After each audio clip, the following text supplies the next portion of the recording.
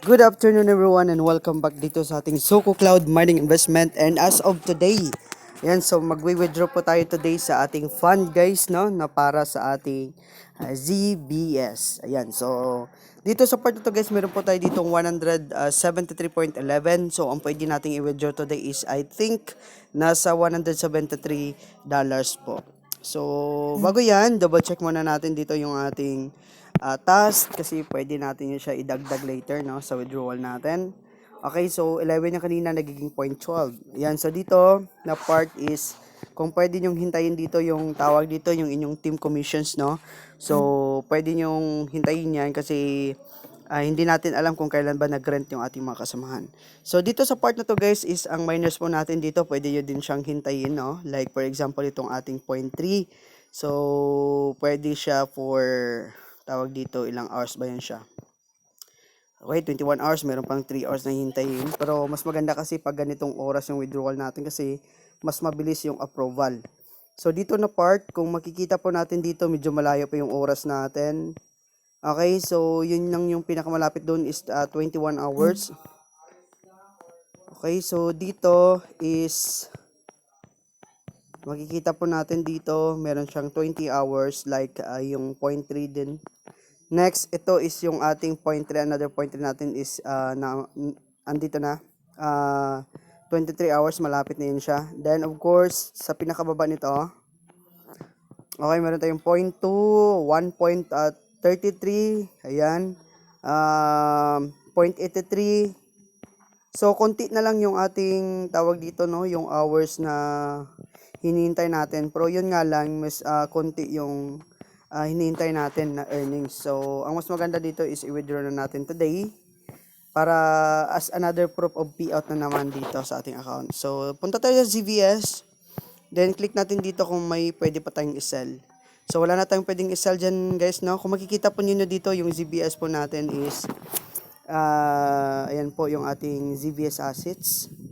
Then, dito sa part na to, guys, is yung sa wallet natin. So, pwede na nating i-withdraw dito yung ating 173. Alam bakit 173, no? Tika, saan kaya nanggaling yung ating ibang dollars? Kasi kapag kung ipunin po natin yung available balance natin at saka yung ating commissions balance is I think nasa 107 lang. Okay, bakit may 73 dito? Yan, so tingnan natin ulit So baka may pending pa tayo dito na request for our sell. So sa sell button natin wala nang pending. So dito tayo ngayon sa ating withdrawal. So punta tayo dito.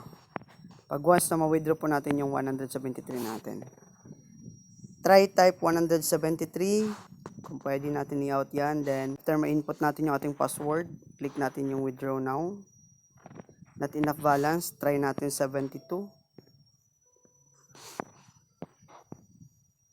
Okay, so ibig sabihin hindi natin siya ma-withdraw. So ang ma-withdraw natin today is 107. Okay, 108. Try natin. Withdraw. Okay, yung 107 lang talaga pwede nating i-allowed na ma-withdraw. Yung 106 natin.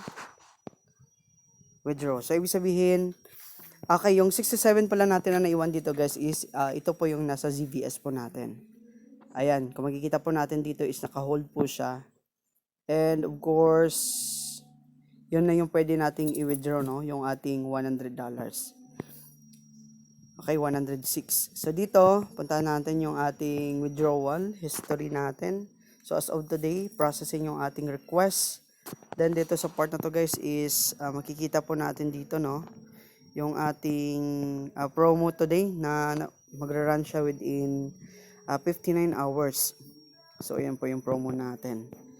Ayan. So dito na part, tingnan natin dito. Pakita ko dito sa pasili po dito sa inyo guys.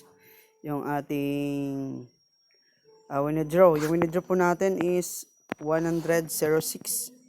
So 5,431 po yung darating sa ating GCash. And of course, hintayin natin yan later, no? Kung mabilis nga ba talaga yung payout natin pag ganitong oras. Kasi pag 1 PM yung withdrawal natin, mas mabilis yung ating process of withdrawal pag once na ganitong oras yung ating pag-process. Then as of today is processing pa, so update ko kayo later dito. Hello mga boss, good afternoon sa ating lahat, and today nakuha na po natin dito yung ating withdraw, no, na 5431. So ayan po yung ating proof of payout boss, na forwarded din po natin sa GC natin. Then as of today meron po tayo dito 106 na withdraw, ayan 5431. Then success na sa system natin, and of course dito sa ating account is nakuha na po natin.